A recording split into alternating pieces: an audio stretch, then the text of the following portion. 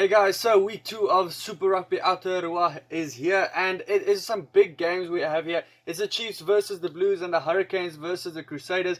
If you want to watch those specific videos or that specific parts of this video, just click on the timestamps that is in the comments down below, or you can check out this whole video if you are interested. Maybe one of the games are already passed and you just want to check out the end of this video. That's also fine by me. So this is how the standings look at the moment. The Blues and the Highlanders at the top, with the Chiefs in the middle and the Crusaders and the Hurricanes at the bottom. It looks actually kind of weird. It looks like a reverse normal conference table for the New Zealanders. But yeah, the Blues will probably take it. They're in good form at the moment. The SkinnyBru standings also look like this at the moment, and if you want to join that, just click on the link down in the description below. Now, let's get into the first game. It is the Chiefs versus the Blues. It is a big North Island derby, and it is, I think the two stadiums are 110 kilometers or 120 kilometers apart, so they are very close to each other. The venue for this game, Waikato Stadium in Hamilton, and they are predicting light rain or scattered clouds. It's been changing this whole week, so it's going to be okay conditions for New Zealanders. They do like playing in those conditions. The referee, Ben O'Keefe, he's officiating his 50th game, so well done to him. He's not a bad referee. He's made big mistakes in the past, but none massive ones that really come to mind if you think of it. If I go by the stats, this is the stats that I could find or that I had to make up myself by reading up a lot. So if there's a few mistakes, just correct me if I'm wrong.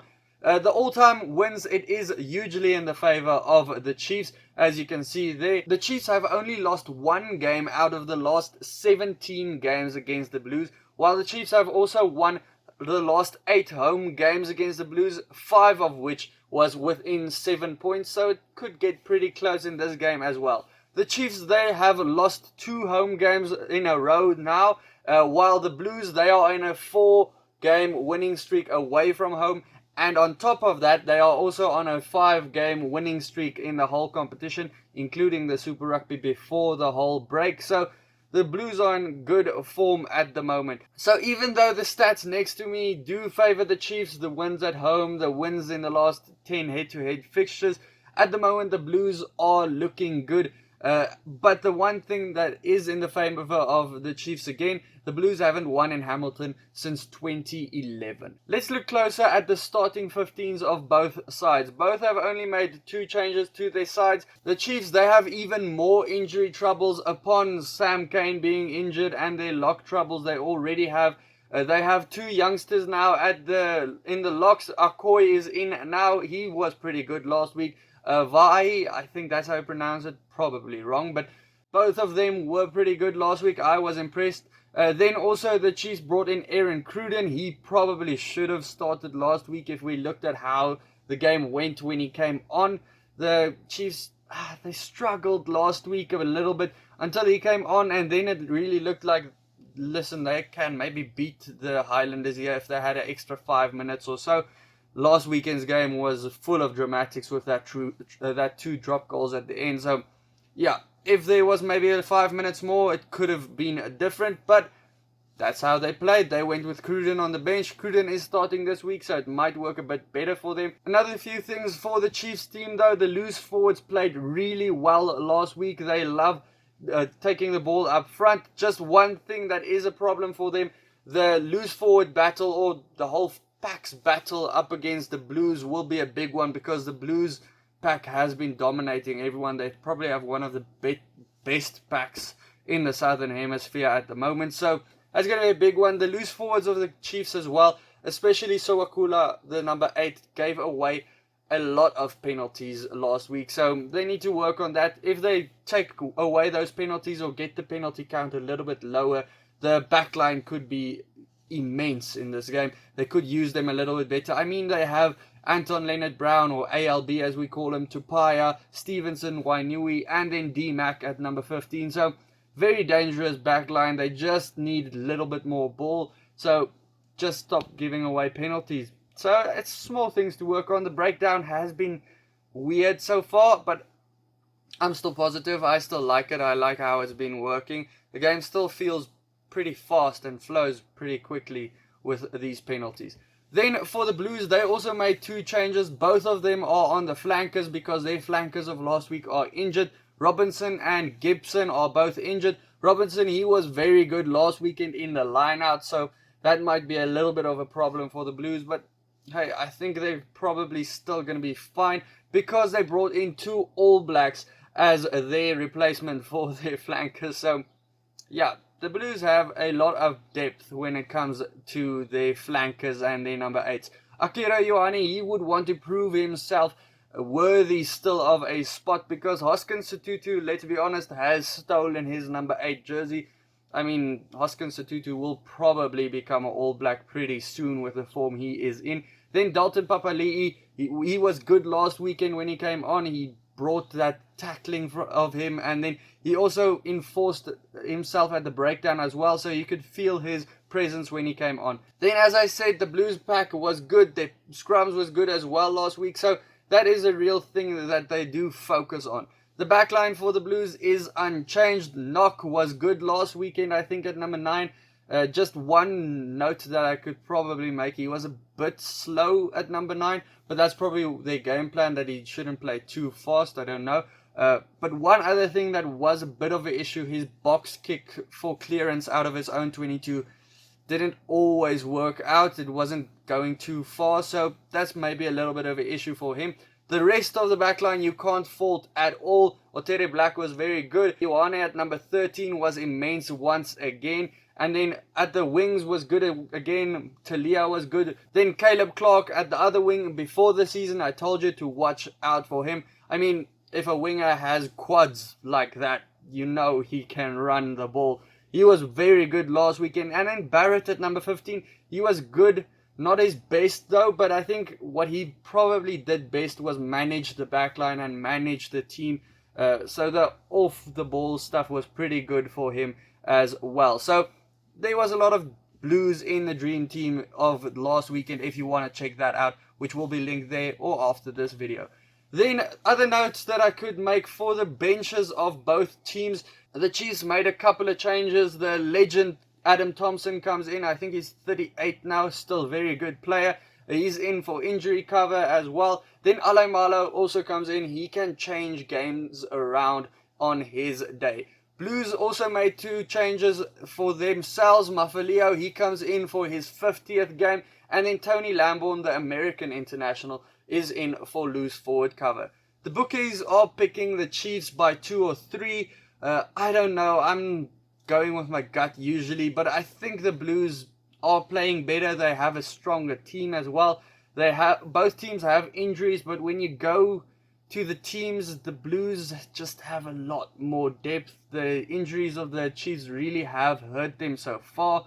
Both teams weren't perfect last weekend, but I think the Blues were a little bit more rounded than the Chiefs. So my expectation for this will probably be the Blues to win by 5 points. Then we get into the second game of the week, which is the Hurricanes versus the Crusaders. Look, the Hurricanes will still be dreading this one, even though the Crusaders had a bye week last weekend and haven't played since around 7 of the regular season.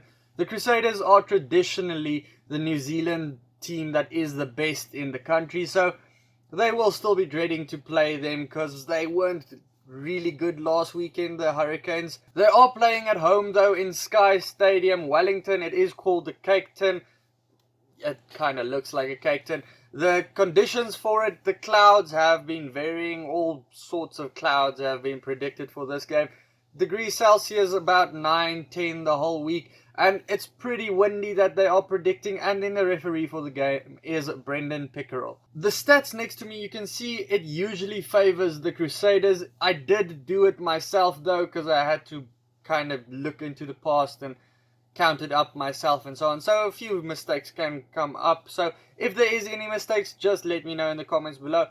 You can see all-time record, it does favor the Crusaders. Wins at home, it does favor the Crusaders. And wins in the last 10 head-to-head fixtures also favor the Crusaders. The Crusaders have won the last 5 games that they have played against the Hurricanes as well. The Hurricanes are good at home versus the Crusaders. They have won 5 out of the last 6 times that they have played against the Crusaders.